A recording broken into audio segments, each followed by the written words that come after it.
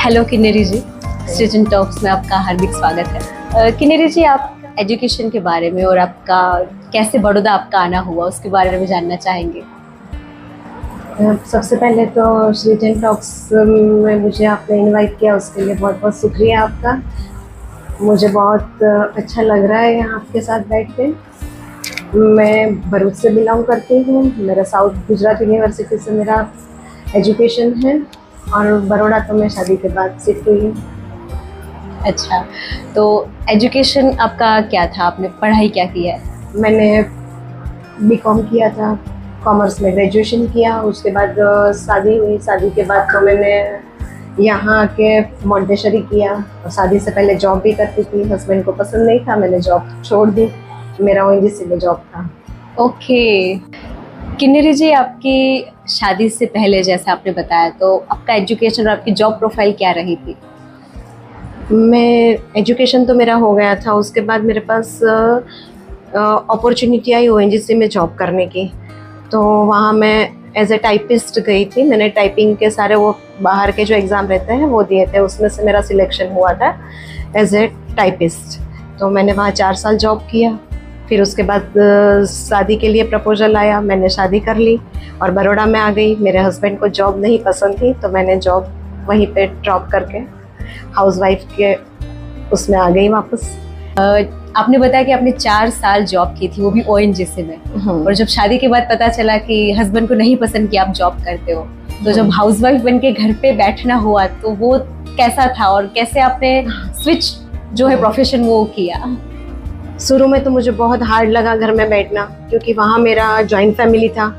वहाँ हम एक घर में जॉइंट फैमिली में 12 लोग थे।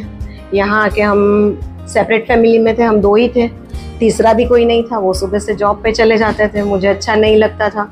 फिर मैंने आगे पढ़ाई स्टार्ट करी, तब जाके मैंने फिर से पढ़ाई में इंटरेस्ट थोड़ा क्रिएट किया और मैंने मॉन्टेसरी किया। वाह, मॉन्टेसरी किया आपने। फिर उसके बाद जैसे अभी हम देख सकते हैं कि ये प्रोफेशन है वो कैसे आपने चूज किया और कैसे आप यहाँ तक पहुँचे? मेरा एजुकेशन और मेरा प्रोफेशन बहुत डिफरेंट है, दोनों में बहुत फ़र्क है। पर होता क्या था, मेरे हस्बैंड है वो राजस्थान से बिलोंग करते हैं, तो मैं वहाँ से ऐसे हैंडीक्राफ्ट की चीज़ें मेरे घर के लिए लेके आती थी।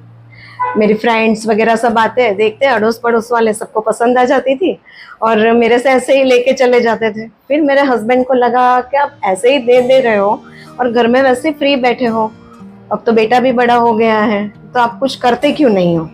फिर मैंने थोड़ा सोचा कि नहीं, कुछ तो करना चाहिए इसमें। फिर मैंने ये सोचा कि चलो घर से ही शुरुआत करते हैं इसकी। वाह, तो पहले आपने क्या बनाया था या पहला आपका कैसा रहा था जब आप हस्बैंड ने बोला कि अब ये स्किल पे आप आगे जाओ? फिर मैंने सोचा क्या करें इसके लिए, तो मुझे फाइनेंशियल भी थोड़ा सपोर्ट चाहिए था। पर मैंने बोला नहीं, हस्बैंड से तो नहीं लेना है न किसी से हेल्प लेनी है। फिर मेरे और बेटे के पास कुछ पैसे इकट्ठा हुए थे, उससे मैंने फर्स्ट इन्वेस्टमेंट किया था और उससे मैंने घर में ही स्टार्ट किया और मेरा छोटा सा ग्रुप था, उसी में से मैंने स्टार्ट किया। फिर मुझे लगा मैंने इतना इन्वेस्ट कर दिया, सेलिंग उसके सामने बहुत कम है। जैसे फिर मुझे आगे सोचते सोचते लगा कि जैसे मेरे जैसे भी बहुत सी लेडी होगी जो घर में से बिजनेस कर रही है, तो क्यों ना हम एक एग्जीबिशन ऑर्गेनाइज करें ये लोग के लिए, जिससे सबको एक जगह एक छत के नीचे इकट्ठा करके ऐसी चीज़ों को प्रमोशन करे, उनको लेडीज़ को प्लेटफॉर्म दे, वो अच्छे से अपना चीज़ लेके बैठे और रेगुलर कस्टमर उनको वहाँ से मिले। ऐसा करके हमने ऐसे इवेंट स्टार्ट किए थे। उसमें मेरी पार्टनर भी है दर्शना झाला करके, उसका भी बहुत अच्छा सपोर्ट है मुझे। ओके, तो एग्जीबिशन के थ्रू आपने ये जो है यहाँ तक आप पहुँचे जी हो। जी जी। एक समय ऐसा था जब हस्बैंड ने आपको जॉब करने के लिए मना किया था जी। और उन्हीं हस्बैंड के सपोर्ट की वजह से आपने इतना बड़ा एक एम्पावर जो है वो शुरू किया है। हाँ। तो इन बिटवीन क्या क्या ऑब्स्टिकल, क्या क्या मुसीबतें आई थी जिनको ओवरकम करके आपने और जो है अपना जज्बा या अपनी स्किल जो है उसको और आगे बढ़ाया? 2007 में हमारी लाइफ पूरी चेंज हो गई थी। 2007 में वो एज ए स्टेशन मास्टर थे यहाँ काशीपुरा सरार में ही। ऑन ड्यूटी उनका एक्सीडेंट हो गया और उसमें हमें बहुत, मतलब दूसरा कुछ लॉस तो नहीं कह सकते, पर लाइफ का सबसे बड़ा लॉस उसी में था। उन्होंने अपना एक राइट लेग वो एक्सीडेंट में गंवाया है और वो हमारे लिए एक्सेप्ट करना बहुत मुश्किल था। फिर धीरे धीरे धीरे फैमिली में हम इन्वॉल्व होते गए। हमको फाइनेंशियल प्रॉब्लम नहीं थी, पर वो जो लॉस था वो हमारी फैमिली के लिए एक्सेप्ट करना बहुत मुश्किल था। जैसे उनके पापा मम्मी हैं, हमारी फैमिली है, उनको भी ये चीज़ के साथ एडजस्ट करके चलाना और एक जिम्मेदारी घर की भी लेके मुझे साथ चलना, वो मुझे बहुत डिफ़िकल्ट लग रहा था। पर मेरे हस्बैंड बहुत स्ट्रॉन्ग नेचर के थे, फिर उन्होंने ही मुझे सपोर्ट करके यहाँ तक पहुँचाया। ये बहुत बड़ी बात आपने कह दी। सृजन टॉक प्लेटफॉर्म के माध्यम से आप और महिलाओं को क्या मैसेज देना चाहेंगे? और महिलाओं के लिए मैं यही कहती हूँ कि जो कुछ भी है, जो स्किल है वो अपने अंदर ही है। आप ढूंढो, आपको ही अपने अंदर से ही मिल जाएगी, कहीं बाहर ढूंढने की ज़रूरत नहीं है। और जितनी स्ट्रॉन्ग भगवान ने लेडीज़ को बनाया है ना, उतना जेंट्स को भी नहीं बनाया है, ऐसा मैं सोचती हूँ कि उनके अंदर बहुत कैपेसिटी रहती है से हर चीज़ के लिए। इवन आप बाहर निकलोगे तो आपको इंसान को पहचानने की कैपेसिटी भी एक मेल से ज़्यादा फीमेल में होती है। वो हर चीज़ जज अच्छे से कर सकती है और उसके पास बहुत कैपेसिटी है, वो चाहे वो कर सकती है। और कभी कोई भी मुसीबत से पीछे हटने की जरूरत नहीं है। कहीं से भी आप किसी भी लेवल पे खड़े हो, वहाँ से आप वापस खड़े हो सकते हैं। हैंडीक्राफ्ट का आपका मतलब पहला ऑर्डर जो था वो क्या था और उसके कंपेयर में आज आपके पास ऑर्डर्स जो है वो कैसे है? जी, मेरे ग्रुप में जैसे है वो MR लोग ज़्यादा हैं मेरे फ्रेंड सर्कल में, मेडिकल रिप्रेजेंटेटिव जो कहते हैं, वो मुझे डॉक्टरों का अच्छा ऑर्डर दिलाते हैं दिवाली में, जो आज भी मेरे कंटिन्यू हैं। और फिर जैसे मुझे एक बहुत अच्छा प्लेटफॉर्म मिला, जो भूदेव समाज को मुझे सेवा देने का मौका मिला, तो वहाँ से मुझे अच्छे ऑर्डर्स मिलते हैं। अच्छा, आप समाज में भी जुड़े हुए, समाज के लिए भी कुछ करना चाहते हैं, तो जरूर उसके बारे में जानना चाहेंगे कि समाज के प्रति आपका कैसे झुकाव है? जैसे मैं ब्राह्मण समाज से बिलोंग करती हूँ, मेरे एक समाज का ग्रुप चलता है, एक ऐप ही है, ग्रुप तो नहीं कह सकते, पहले तो पूरा एक ऐप है कुटुंब नेटवर्क करके। उसमें से मैं अपने ये सब बिजनेस की ऐड रखे जा रही थी। उसमें से एक दिन मुझे ऐसे ही रैंडमली एक मैसेज आया, वो जो जामनगर से आया।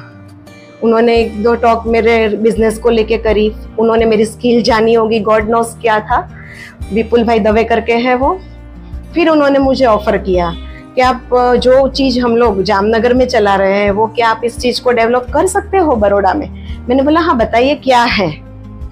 फिर उन्होंने मुझे बताया कि हम भूदेव कुटुंब बिजनेस नेटवर्क करके एक बिजनेस ग्रुप चलाते हैं, तो आप वहाँ पे क्या ये ग्रुप क्रिएट करके उसको डेवलप कर सकते हैं। पहले में तो मैंने मना ही कर दिया, नहीं मेरे से पॉसिबल नहीं है, मैं नहीं कर पाऊंगी। फिर उन्होंने मुझे इतने अच्छे से समझाया कि इसमें कुछ नहीं है, मैं हूँ आपके साथ, आप शुरुआत तो करो। फिर मैंने थोड़ी हिम्मत जुटा के एक ग्रुप क्रिएट किया, फिर मीटिंग स्टार्ट किया और वहाँ से मुझे आज 1000 से भी ऊपर लोगों का सपोर्ट है। वाह, बहुत ही प्रेरणादायी आपकी स्टोरी है कि एक समय ऐसा जब हस्बैंड जॉब के लिए मना करते थे, और वो भी ऐसी प्रोफाइल ONGC में जॉब करने के, बट वहीं से शायद वो अगर मना नहीं करते तो आज ये प्लेटफॉर्म या ये स्किल आपके अंदर की बाहर शायद ना आती। और बहुत अच्छा लगा आपसे मिलके। सृजन टॉक प्लेटफॉर्म के बारे में आप क्या बोलना चाहेंगे? सृजन टॉक प्लेटफॉर्म मेरे नज़र से देखो तो बहुत अच्छी जगह है, जहाँ से आप इतने सारी विमेन की स्टोरी लेके आप आगे बढ़ रहे हो। जैसे कोई मान लो किसी एक स्टोरी से किसी और की स्टोरी साथ में मिल रही हो और वो घर में ऐसे ही बैठा है, जो कुछ करने की उम्मीद ही नहीं रख रहा है, कि जैसे हार के बैठा हो, वो आपकी स्टोरी देखेगा तो वो इंस्पायर होके कुछ करने की कोशिश करेगा कि नहीं इसने किया है तो मैं तो जरूर ही कर सकती हूँ, इससे तो मेरी तकलीफ कम ही है। ये सोच के वो आगे बढ़ने की कोशिश जरूर करेगा। सही बात है।